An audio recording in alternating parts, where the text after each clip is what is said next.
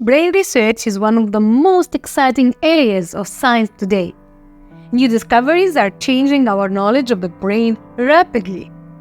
Much of what we thought we knew turns out to be either wrong or incomplete. For example, we used to believe that after childhood, the brain couldn't change. But that's far from the truth. Another myth is that you only use parts of your brain at a time, and it's silent when you're not thinking. In reality, your brain is always active.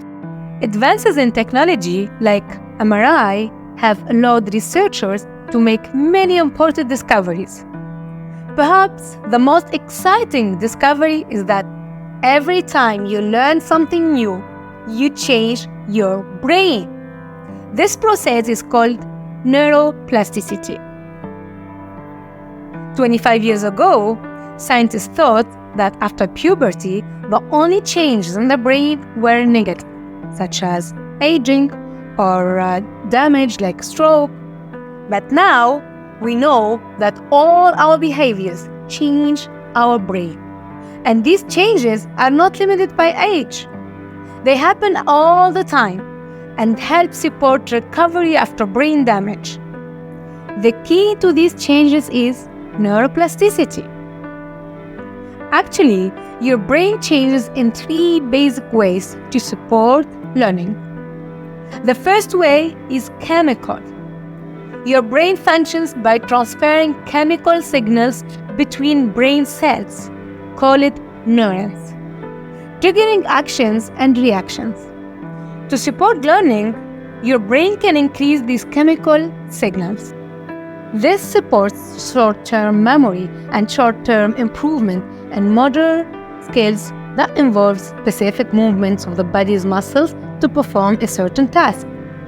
The second way your brain changes is by altering its structure. During learning, the connection between neurons change. These physical changes take more time and are related to long-term memory and long-term improvement in motor skills. You have probably experienced getting better at a new skill within a single practice session, only to find that those improvements seem lost the next day. This happens because, in the short term, your brain increased chemical signaling, but those changes didn't lead to the structural changes needed for a long-term memory. Long-term memories take time to form. The third way your brain changes is by altering its function.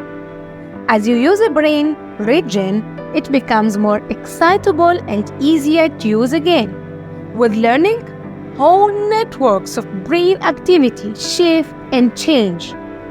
Neuroplasticity involves chemical, structural, and functional changes happening across the whole brain. They support learning and are happening all the time. So, why can't we learn everything we want with these? Why do kids sometimes struggle in school? Why do we forget things as we age? And why don't people fully recover from brain damage? The primary driver of change in your brain is your behavior.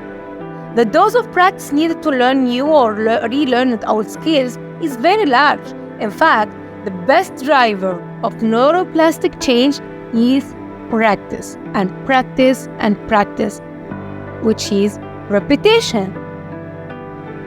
Increased difficulty during practice leads to more learning and greater structural changes in the brain. There is no one-size-fits-all approach to learning, and neuroplasticities can work both ways. Positively, when you learn something new, and negatively, when you forget something or develop bad habits. Your brain is shaped by everything you do and don't do. Neuroplasticity is a double-edged sword. It can work for you when you are learning new skills or habits, but it can also work against you if you are forgetting things or developing negative patterns. This incredible adaptability means that your brain is constantly being reshaped by both your actions and inactions. Every time you learn something new, your brain forms new connections, enhancing your abilities and reinforcing positive changes. Conversely, if you neglect to practice or fall into unproductive habits, those neural pathways can weaken or be replaced by less desirable ones. Essentially, your brain's structure and function are continuously evolving based on what you do and you don't, making it crucial to actively engage in behaviors that foster growth and avoid those that hinder it and set it back. This ongoing process of adaptation underscores the importance of mindful, intentional actions in shaping the future of your brain and your life. Remember, your brain doesn't operate in isolation.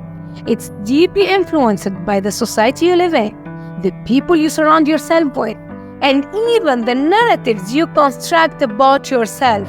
And guess what? The stories you tell yourself.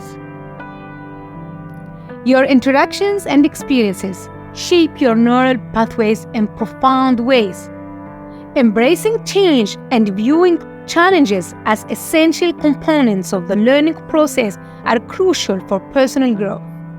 Every time you tackle a new skill or piece of knowledge, your brain undergoes real physical changes, creating new connections and pathways that enhance your abilities and expand your potential. This process of transformation isn't just about acquiring new information, it's about reshaping your very identity and capability. By actively engaging in learning and adapting, you are not only enhancing your brain's functionality, but also evolving into a more capable and resilient version of yourself. In simple words, remember, every time you learn something new, you change your brain and you transform yourself.